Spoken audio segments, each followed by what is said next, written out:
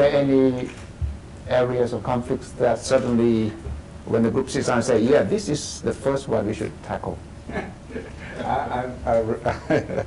It's really interesting that you're posing the same question for the fifth time. Yes. And the cats are all dancing around the hot pot.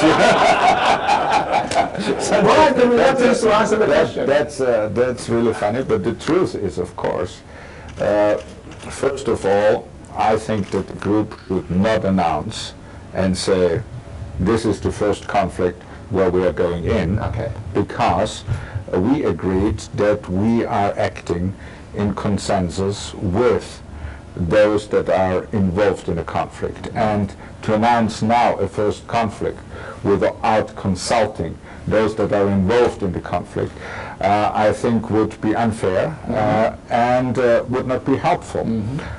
So you first have to reach the consensus, and then you can speak to the gallery. And this is why, even if you would put your questions, this question again, and even in a more sophisticated manner, you only will observe that the dance of the cats around the hot pot will continue. Now, I know you're all experienced politicians, so you know how to avoid answering the question. But you don't have to tell me where you're going to start. But can you tell me that you have some clear ideas? Definitely we have. You do. You just have some ideas. What we did agree on, yes, just to be a bit helpful, is the process, how we'll go about it. Yes.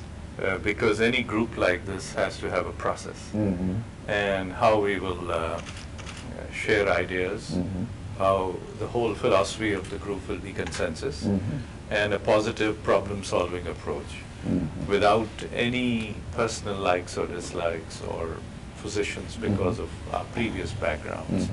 I think that alone was a major step forward, and I think the maturity of the group allowed us to agree to this fairly quickly. And I think the biggest contribution everybody is making here is time and sincerity and a sense of purpose, which are very important in any initiative like the Asian Peace and Reconciliation Council. We also discussed in many cases peace has been achieved, but there's no reconciliation. That's right. So the after effects of peace are as important as finding a solution. So I think there is a lot of substantive things were discussed and agreed. And I think the exact issues will come. The work process, which is very difficult, because you are not another government. You are not quite an NGO.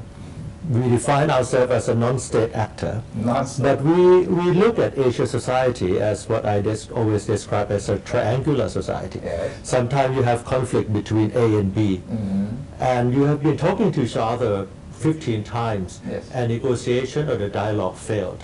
And you felt that you just cannot talk to each other anymore. So there is an opportunity for the third party that create comfort level to both parties that can come in. Maybe we may not be able to resolve the conflict, we may not be able to offer conflict resolution, but at least we can be a go-between. We can initiate the peace dialogue for the two sides to come back and talk to each other again.